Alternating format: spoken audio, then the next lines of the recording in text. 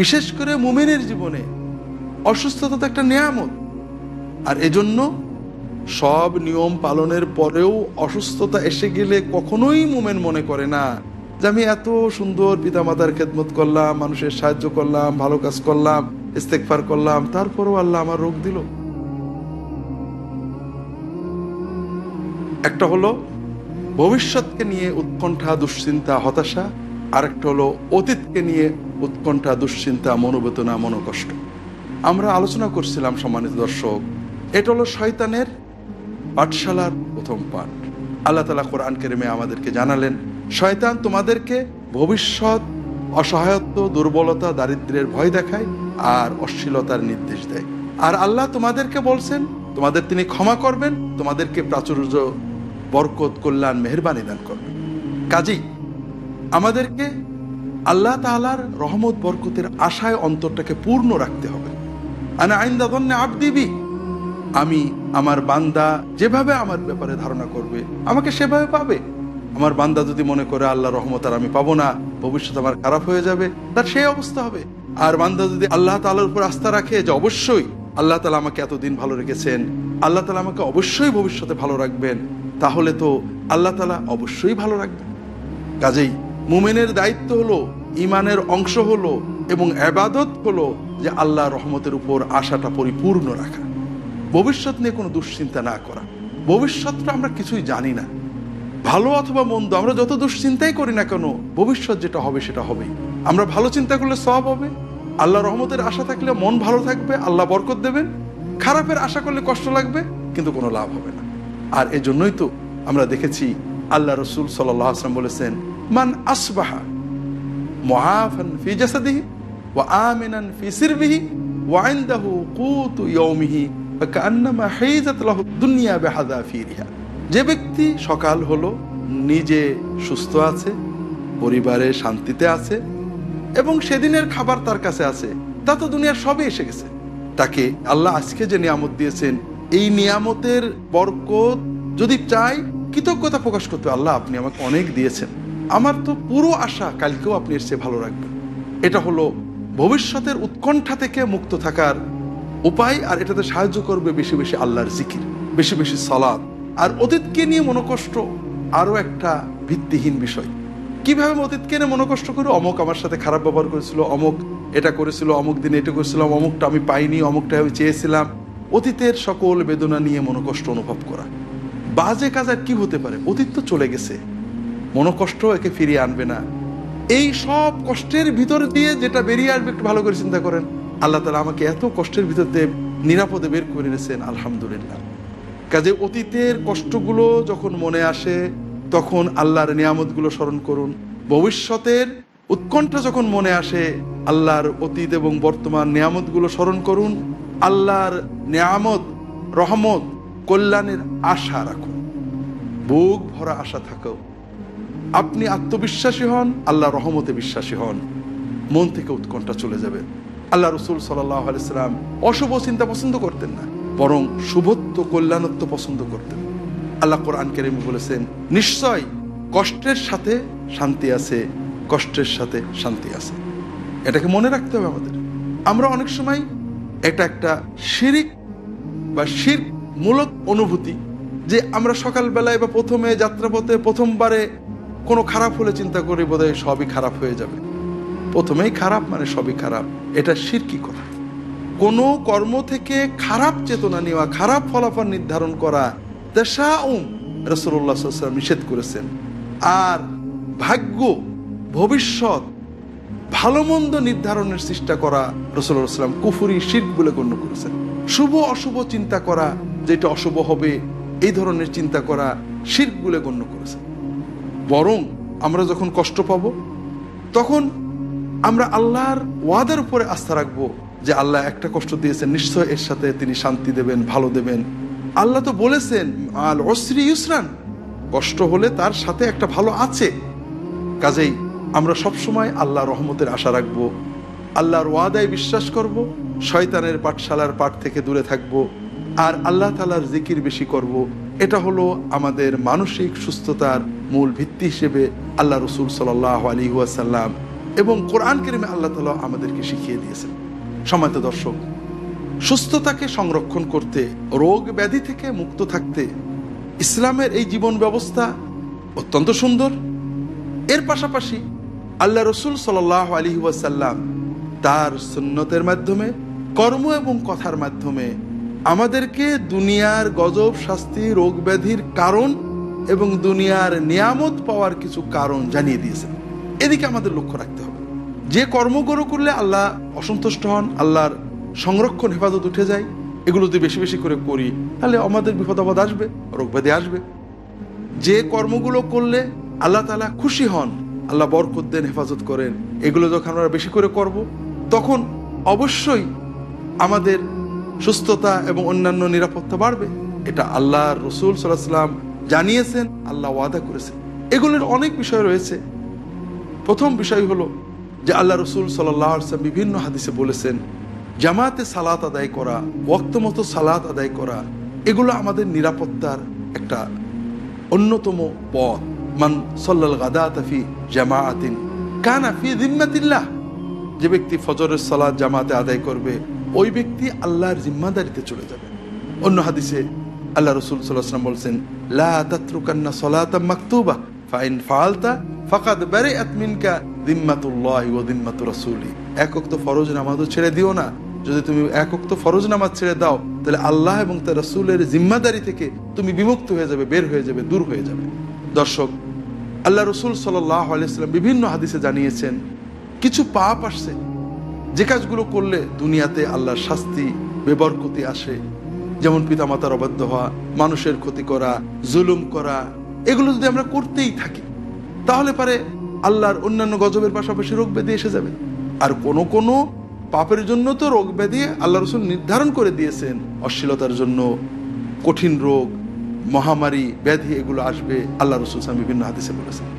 যে সকল কর্মের জন্য আল্লাহ দুনিয়াতে বরকত দেন, বিপদ কাটিয়ে দেন, তার ভিতরে রয়েছে আত্মীয় স্বজনের আত্মীয়তা রক্ষা করা, পিতামাতার খেদমত করা, মানুষের উপকার করা, এতিমের হেফাজত করা, এতিমের দেখাশোনা করা, এগুলো আমাদের খেয়াল রাখতে হবে।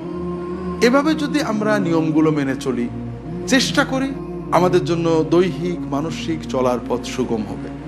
সকালে 2 রাকাত বা 4 রাকাত সালাতুদ দুহা, চাষতে সালাত আদায় করলে আল্লাহ রাসূল সাল্লাল্লাহু আলাইহি ওয়াসাল্লাম বলছেন ওই সারা দিনের জন্য তা যথেষ্ট হয়ে যাবে। অর্থাৎ ইনশাআল্লাহ এই সালাতের ওসিলায় আল্লাহ সারাদিন আমাদের হেফাজত করবে। বেশি বেশি ইস্তেগফার করা, ইস্তেগফারের মাধ্যমে আল্লাহ দুনিয়ায় বরকত দেন। কোরআনে আসছে, ইস্তাগফিরু রাব্বাকুম ইন্নাহু কানা গাফফারা ইউরসিলিস সামা আলাইকুম মিদরারা ওয়া ইউমদিদুকুম বিআমওয়ালিন ওয়া বানিন ওয়া ইয়াজআল লাকুম জান্নাতিন ওয়া ইয়াজআল লাকুম আনহারা। তোমরা তোমাদের রবের ইস্তেগফার করো, ক্ষমা চাও, তার পথে ফিরে এসো, তাহলে তিনি গাফফার, ক্ষমা তো করবেনই, এছাড়াও তোমাদেরকে বৃষ্টি দেবেন, তোমাদের সম্পদ বাড়িয়ে দেবেন, তোমাদের সন্তানে বরকত দেবেন, তোমাদের জায়গা জমিতে বরকত দান করবেন। আল্লাহ কোরআন কারীমে জানিয়েছেন। কাজেই আল্লাহ তাআলার কাছে বেশি বেশি তওবা ইস্তেগফার করা, রাসূলুল্লাহ সাল্লাল্লাহু আলাইহি ওয়াসাল্লাম বেশি বেশি দরুদ পড়া। হাদিস শরীফে আসছে যে বেশি বেশি দরুদ পড়বে আল্লাহ তাআলা তার গুনাহ তো মাফ করবেন, তার দুনিয়ার দুশ্চিন্তা, উৎকণ্ঠা এগুলো কাটিয়ে দেবেন, তার সমস্যাগুলো মিটিয়ে দেবেন। তো এইভাবে আমরা যদি রাসূলুল্লাহ সাল্লাল্লাহু আলাইহি ওয়াসাল্লামের দেখানো জীবন পদ্ধতি, আমল পদ্ধতি, কর্ম পদ্ধতি, ইবাদত পদ্ধতি মেনে চলি তাহলে আমরা অবশ্যই দৈহিক মানসিক সুস্থতা অর্জন এবং সংরক্ষণের অনেক আশা করতে পারব। সম্মানিত দর্শক, তারপরেও অসুস্থতা তো আসতেই পারে, কারণ চিকিৎসা বিজ্ঞানে সব নিয়ম মানার পরেও অসুস্থতা আসে। সব নিয়ম মেনেও একজন মানুষ অসুস্থ হয়ে যায়, কারণ অসুস্থতার বিভিন্ন কারণ রয়েছে। বিশেষ করে মুমিনের জীবনে অসুস্থতা তো একটা নিয়ামত, আর এজন্য সব নিয়ম পালনের পরেও অসুস্থতা এসে গেলে কখনোই মুমিন মনে করে না যে আমি এত সুন্দর পিতামাতার খেদমত করলাম, মানুষের সাহায্য করলাম, ভালো কাজ করলাম, ইস্তেগফার করলাম, তারপরেও আল্লাহ আমার রোগ দিল। না, রোগ ব্যাধি জীবনের সাথে ওতপ্রোতভাবে জড়িত। আমি কাজ করেছি তো আল্লাহর কাছে সওয়াবের জন্য, আর এর বরকতে রোগ ব্যাধি বিপদ আপদ কাটবে, আল্লাহ ওয়াদা করেছে। নিশ্চয় অনেক বিপদ কেটেছে, এটা আমার দরকার ছিল, এর ভিতরে নিশ্চয় কল্যাণ আছে। অসুস্থ হলে মুমিনের প্রথম দায়িত্ব হলো যে হতাশ না হওয়া, উৎকণ্ঠিত না হওয়া। প্রথমেই মুমিনকে মনে করতে হবে কাদারুল্লাহি ওয়া মা শাআ ফাআল। আমি ভালো পথে চলার চেষ্টা করেছি, সুস্থ থাকার চেষ্টা করেছি, কিন্তু আল্লাহ যেটা চেয়েছেন সেটা হয়েছে। নিশ্চয় এর ভিতরে কল্যাণ আছে, আমাকে এর থেকে বেরোনোর চেষ্টা করতে হবে। প্রথম যে বিষয় আমাদের বুঝতে হবে যে আল্লাহর সিদ্ধান্ত, হতাশ হলে চলবে না, আল্লাহর সিদ্ধান্ত মেনে নিয়ে এগিয়ে যেতে হবে। সম্মানিত দর্শক, আপনি অসুস্থ হয়ে হাউতাশ করছেন, লাউ আন্নি ফাআলতু কাযা লাকানা কাযা, এইটা যদি করতাম তাহলে হয়তো এটা হতো, এই কাজ করতে গেলাম কেন, ওইটা না করলে হয়তো হতো না। এই যে আমাদের অতীতকে নিয়ে হাউতাশ, এটা কিন্তু রোগ কমায় না, রোগ বাড়ায়। মানসিক অশান্তি, হতাশা রোগকে শক্তিশালী করে। আর আপনি যখন সিদ্ধান্ত নেবেন যে আলহামদুলিল্লাহ আমি আমার মতো চেষ্টা করেছি, এরপরে আল্লাহ তাআলা আমাকে অসুস্থতা দিয়েছেন, আমার সন্তানকে দিয়েছেন, অমুককে দিয়েছেন, তমুককে দিয়েছেন, এটা আল্লাহর সিদ্ধান্ত, ভিতরে নিশ্চয় কল্যাণ আছে। তখন আপনি প্রথম যেটা লাভ পাবেন, আপনার অসুস্থতা বহনযোগ্য হয়ে যাবে। এটার সমাধান খুঁজতে আপনি পথ পাবেন। শান্ত মনে এটা থেকে কিভাবে বেরোনো যায় এটার চেষ্টা করতে পারবেন। উৎকণ্ঠিত মন, হতাশ মন মানুষকে বিপদগামী করে, আর শান্ত মন মানুষকে সঠিক সিদ্ধান্ত নিতে সাহায্য করে। কাজেই আমাদের অসুস্থতাকে স্বাভাবিকভাবে মেনে নিয়ে, কষ্টের সাথে মেনে নিয়ে, আল্লাহর সিদ্ধান্ত হিসেবে মেনে নিয়ে, রাসূলুল্লাহ সাল্লাল্লাহু আলাইহি ওয়াসাল্লাম যে পথগুলো দেখিয়েছেন সুস্থতা অর্জন করার জন্য, সেগুলোর দিকে ধাবিত হতে হবে। দ্বিতীয় বিষয়, আমাদের সচেতনভাবে বিশ্বাস করতে হবে, মনের ভিতরে জাগরুক করতে হবে। তাহলে মুমিনের জীবনে তো হারানোর কিছু নেই। আমার অসুস্থতা কয়েকদিনের কষ্ট, অল্প বা বেশি, কিন্তু এর দ্বারা তো আমার কোনোই ক্ষতি হচ্ছে না, লাভ আর লাভ। তাই তো আল্লাহ রাসূল সাল্লাল্লাহু আলাইহি ওয়াসাল্লাম বলেছেন, আজাবান লি আমরিল মারইল মুসলিম, মুসলিম বা মুমিন ব্যক্তির অবস্থা বড় অবাক, অদ্ভুত। ইন আসাবাহু খায়রুন আও আসাবাতহু সাররা শাকারা ফাকানা খায়রাল লাহু ওয়া ইন আসাবাতহু দাররা সাবারা ফাকানা খায়রাল লাহু। যখন মুমিনের কোনো ভালো জিনিস পায়, সঙ্গে সঙ্গে আল্লাহর শুকরিয়া করে, ফলে সে সওয়াব পেয়ে যায়। আর যখন কোনো বিপদ কষ্ট পায়, তখন সে আল্লাহর কাছে সবর করে, সে সওয়াব পেতে থাকে। অন্য হাদিসে আয়েশা রাদিয়াল্লাহু তাআলা বলছেন, রাসূলুল্লাহ সাল্লাল্লাহু আলাইহি ওয়াসাল্লাম বলেছেন, যখন কোনো মুমিনের কোনো অসুখ বিসুখ, বিপদ আপদ, কষ্ট, চিন্তা, দুশ্চিন্তা, উৎকণ্ঠা যাই হোক না কেন, তার গুনাহগুলো মাফ হতে থাকে, যতক্ষণ না সেই বিপদটা আল্লাহ ছাড়া অন্য কারোর কাছে নিয়ে যায়, অথবা কষ্ট থেকে মুক্তি পাওয়ার জন্য অন্য কারোর কাছে সাহায্য চাই, অথবা কষ্টটা অন্য কারোর কাছে বলে বিপদ মুক্ত হতে চাই, তখন আল্লাহ তার গুনাহ মাফ বন্ধ করে দেন, আল্লাহ তার বরকত বন্ধ করে দেন। সম্মানিত দর্শক, এখানে খুব খেয়াল রাখতে হবে মুমিনের জন্য এই বিষয়টা। আল্লাহ রাসূল সাল্লাল্লাহু আলাইহি ওয়াসাল্লাম বলছেন, লাইসা যালিকা লি আহাদিন ইল্লা লিল মুমিন, মুমিন ছাড়া কেউ এটা পাবে না। কিছু আসলেই শুকর করা, কিছু বিপদ হলেই সবর করা। আমরা অনেক সময় সমাজের ইমানদার মানুষও ভুল করে শিরকের ভিতরে নিপতিত হয়ে যায়। কিভাবে? আমরা হয়তো কোনো নেককার মানুষের ভক্তি, ভালোবাসা, শ্রদ্ধাবোধ আছে তার প্রতি আমাদের, সেটা এত বেশি পর্যায়ে চলে যায়, শরিয়া নির্দেশিত পর্যায়ে পার হয়ে শিরকের পর্যায়ে চলে যায়। আমরা কি করি? কোনো নিয়ামত পেলেই মনের ভিতরে আবেগ অনুভব করে তো মুখে বলি, অমুকের কারণে, অমুকের দোয়ায় বা অমুকের নেক নজরে আমি এটা পেয়েছি। হয়তো মুখে আলহামদুলিল্লাহ বলি, কিন্তু অন্তরের কৃতজ্ঞতা আল্লাহ ছাড়া অন্যের প্রতি ধাবিত হয়। তাহলে তার আল্লাহ শুকর হলো না, ইমানও থাকলো না। আবার যখন কোনো বিপদ হয়, সঙ্গে সঙ্গে মনটা হয়তো আমার ওই ব্যক্তি, এই মহতারাম ব্যক্তির প্রতি চলে যায় যে উনি কষ্ট পেয়েছেন অথবা মন খারাপ করেছেন, এই জন্য হয়তো বিপদটা হয়েছে, আমি তার কাছে যে একটু দোয়া চেয়ে আসি অথবা মাপ চেয়ে আসি। আপনি তো বিপদটা আল্লাহর কাছে সবর করলেন না, অন্য মানুষের কাছে নিয়ে গেলেন, শিরিক হয়ে গেল, আপনি বিপদের বরকত পেলেন না। সম্মানিত দর্শক, মুমিন আল্লাহর কাছে কিভাবে দোয়া করতে হয় জানার জন্য, দিন জানার জন্য অনেকের কাছে যাবেন, আল্লাহর নেককার বান্দাদের মহব্বত করবেন। বিপদে আপদে পড়লে কোনো মানুষের কাছে দোয়া চাওয়া দোষের নয়, কিন্তু বিপদ আপদ আল্লাহ ছাড়া কেউ দিতে পারে, কারোর দোয়া বদদোয়ায় আল্লাহ বিচার না করে আমাকে কিছু দিতে পারে, এই সব চিন্তা আমাদের শিরকের ভিতরে নিপতিত করবে। আর এই জন্যই তো রাসূল সাল্লাল্লাহু আলাইহি ওয়াসাল্লাম বলছেন, যতক্ষণ বান্দা এই বিপদটা অন্যের কাছে না নিয়ে যাবে, এই বিপদ থেকে উদ্ধার পেতে অন্য কারোর কথা মনে না করবে, অন্য কারোর কাছে বিপদটা বলে উদ্ধার পাওয়ার চেষ্টা না করবে, ততক্ষণ এই বিপদের কারণে কষ্ট অল্প বেশি যাই হোক না কেন তার গুনাহগুলো মাফ হতে থাকবে। অন্য হাদিসে রাসূলুল্লাহ সাল্লাল্লাহু আলাইহি ওয়াসাল্লাম বলছেন, মা আসাবাল মুমিনা মিন হাম্মিন ওয়ালা গাম্মিন ওয়ালা আসাবিন ওয়ালা নাসাবিন ওয়ালা শাই ওয়ালা হাত্তা শাওকাতা ইয়াশাকুহা ইল্লা গাফারাল্লাহু বিহা মিন খাতায়াহু আও কামা ক্বালা সাল্লাল্লাহু আলাইহি ওয়াসাল্লাম। মুমিনের জীবনে দুশ্চিন্তা, ভয়, জ্বর ব্যাধি, অসুখ বিসুখ, বিপদ আপদ যাই আসুক না কেন, একটা ছোট্ট কাঁটাও যদি তার গায়ে ফোটে, এর বিনিময়ে আল্লাহ তার গুনাহগুলো মাফ করে দেন। কাজেই আমি যদি 2-4 দিনের একটু কষ্টে আমার আখেরাত, দুনিয়ায় আল্লাহর বরকত, আখেরাতের শান্তি বাড়ে, আমার লস কোথায়? আল্লাহ রসুল সাল্লাল্লাহু আলাইহি ওয়াসাল্লাম বিভিন্ন হাদিসে বারবার বিষয়টা বলেছেন। সুনান ইবনে মাজার একটা হাদিস, সহিহ হাদিসে আসছে, রাসূলুল্লাহ সাল্লাল্লাহু আলাইহি ওয়াসাল্লাম সামনে একজনকে জ্বরকে খুব গালি দিচ্ছে। জ্বর খুবই কঠিন জিনিস, জ্বর সহ্য করা যায় না, কষ্টে মরে যেতে হয়। আল্লাহ রসুল সাল্লাল্লাহু আলাইহি ওয়াসাল্লাম বলছেন যে জ্বরকে গালি দিও না, জ্বর পাপকে পোড়ায়, যেমন পাপকে পরিষ্কার করে মানুষকে পবিত্র করে, যেমন আগুনের ভিতরে কর্মকার লোহা দিলে লোহার ময়লা সাফে লোহাটা পরিষ্কার হয়ে যায়, ঠিক তেমনি কর্মকারের হাপড় যেমন লোহাকে পরিষ্কার করে ফেলে, জ্বর মুমিনকে পাপ থেকে পরিষ্কার করে ফেলে। আল্লাহ রসুল সাল্লাল্লাহু আলাইহি ওয়াসাল্লাম এভাবে আমাদেরকে, উম্মতকে অসুখ বিসুখে প্রথম পর্যায়ে ধৈর্য ধরার সুনির্দিষ্ট দিক নির্দেশনা দিয়েছে। প্রথমত আল্লাহর সিদ্ধান্ত সে মেনে নিতে হবে। দ্বিতীয়ত এর মাধ্যমে আমার কল্যাণ আছে, একটু কষ্ট লাগছে, ঔষধ খেতে তিতে লাগে, কিন্তু আমরা খাই কারণ এর মাধ্যমে সুস্থতা হবে। ঠিক এই দুনিয়ার জ্বর জারি বিপদ আপদ একটু কষ্ট লাগে, কিন্তু এর মাধ্যমে আমরা আমাদের দুনিয়া আখিরাতে আল্লাহর বরকত নিয়ামত পাবো।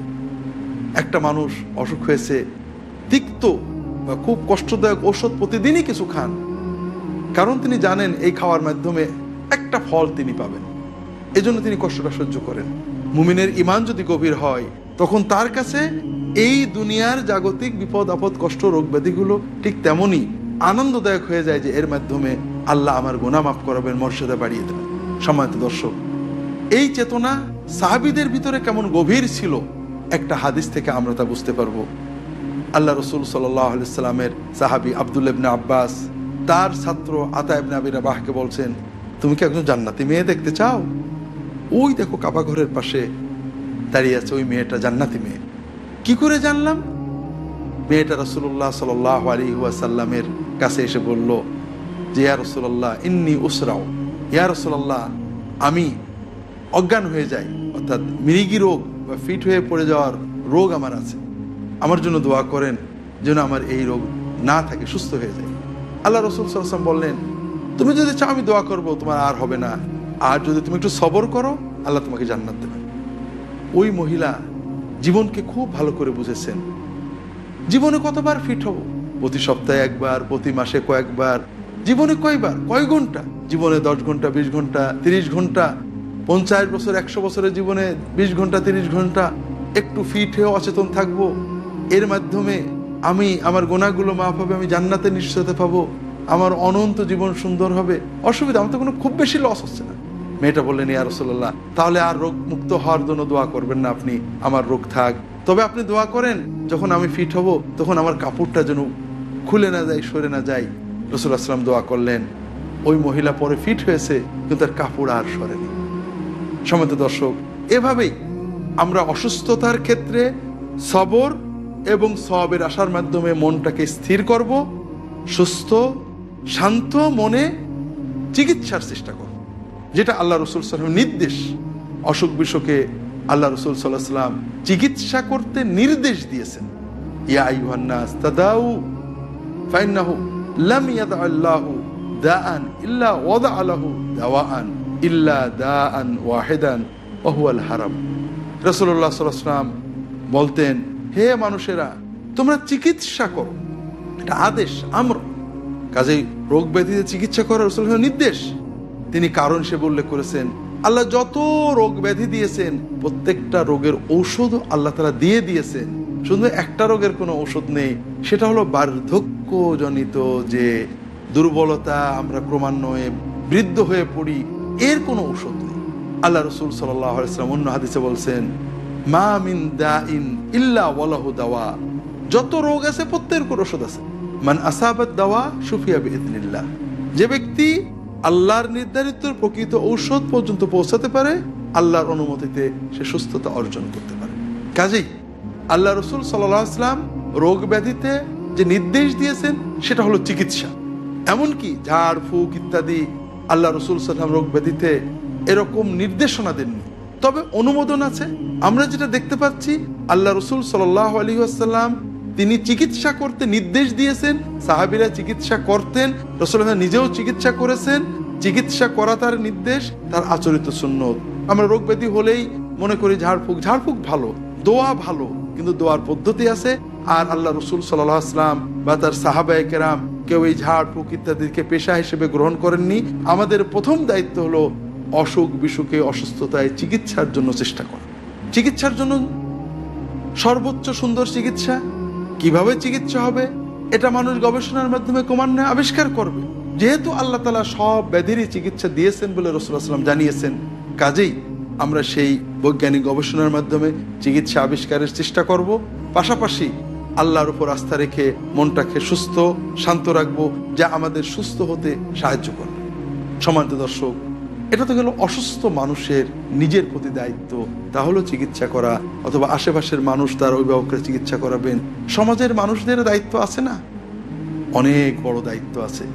সমাজে যদি কেউ অসুস্থ হয়, তাকে দেখতে যাওয়া, তার খোঁজ খবর নেওয়া অন্যদের এমন বড় দায়িত্ব যে এই দায়িত্ব অবহেলা করলে আল্লাহ তাআলা কিয়ামতের দিন প্রশ্ন করবেন। আমাদের মুসলিম সমাজে অনেকেই এই দায়িত্ব সম্পর্কে বোঝেন না। আবার অনেক সময় আমরা সামাজিকভাবে খুব সম্মানী নামকরা লোক হলে, অসুখ হলে দেখতে যাই, ফুল ফল নিয়ে যাই, সামাজিকতা, আল্লাহর ইবাদত নয়। অথচ এটা আল্লাহ তাআলার অত্যন্ত গুরুত্বপূর্ণ ইবাদত, যে ইবাদতের অফুরন্ত সওয়াবের কথা আল্লাহ তাআলা বলেছেন। আর যে ইবাদত না করলে আল্লাহ তাআলা জবাবদিহি করবেন, এটাও হাদিস শরীফে এসেছে।